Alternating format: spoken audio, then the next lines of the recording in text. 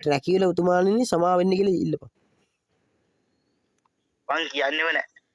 දැන් ඒ කියන්නේ ඔබට ආයෙ කන්න ඕන වෙලාද? නෑ අය රැකෝල ගියයි කිව්වනේ අර අස්සම් කරන්න. ඌ ආව මං කියන්නේ මොකද කරන්නේ? ඒ කියන්නේ ඔබ තමාව ගන්නවා. තමාව ගන්න ඉතින් මේ රැකෝල ගියයි කිව්වනේ මොකද කරන්නේ ඉතින්? මොකුත් නෑ ඉතින් ඩ්‍රැකියුලාට ඔබ බයයිද බං? ඔබ එීමයි ඩ්‍රැකියුලා ඔබට තමාව දෙයි හරිද? බය ඔබ වලි ගහන්න යන්න එපා ඈ. පාඩු ඉන්න ඕනේ ඈ. හරිද? හරි බා මං යන්නේ. යන්න එපා උඹ ඉතහකෝ යන්න එපා. මෙහෙමයි.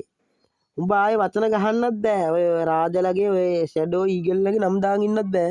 හරිද? ඔබ තේරුණාද කියන එක?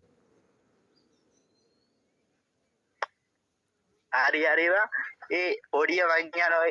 මෙහෙමයි. සයිය මං යනවා. හරි උඹ ආයේ ඩ්‍රැකියුලාට වචන ගහන්නත් බෑ හොඳේ.